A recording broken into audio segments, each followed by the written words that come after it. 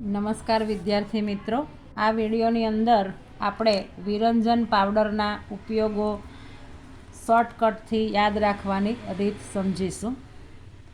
તો એના માટે ઓ કા પી લો. ઓ કાકા પી લો.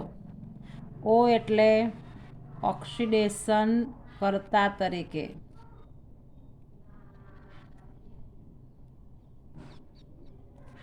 આ કા એટલે કાપડ ઉદ્યોગમાં.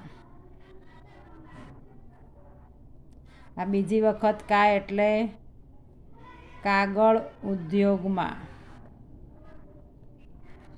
પી એટલે પીવાના પાણીને જંતુ મુક્ત કરવા.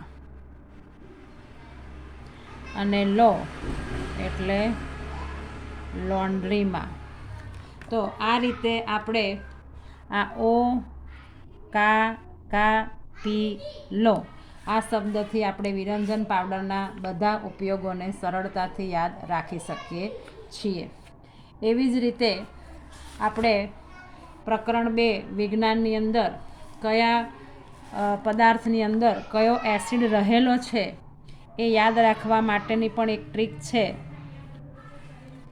કિમી વીએ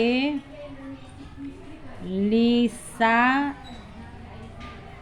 આટા ખાલે. કિમી વીએ લીસા આટા ખાલે. કી એટલે કીડી. તો કીડીની અંદર હાજર રહેલો જે એસિડ છે એ મિથેનોઇક એસિડ.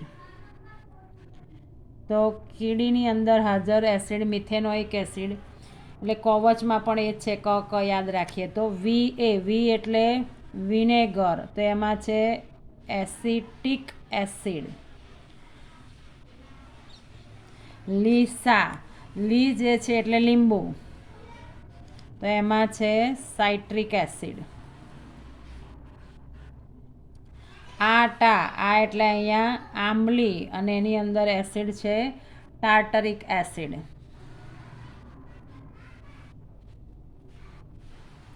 અને ખાલે એટલે અહીંયા ખાટું દૂધ અથવા દહીં. ચોપડીમાં આ શબ્દ વાપર્યો છે દહીં માટે. તો એમાં છે લેક્ટિક એસિડ. તો કિમી વીએ લીસા આટા ખાલે. તો આપણને એનાથી કઈ વસ્તુની અંદર કયું એસિડ છે એ ખ્યાલ રહી જાય. અને એક સંતરું છે તો સંતરામાં સાઇટ્રિક એસિડ જ આવે છે એટલે સ એટલે બધા જ એસિડો આપણને યાદ રહી જાય. Thank you.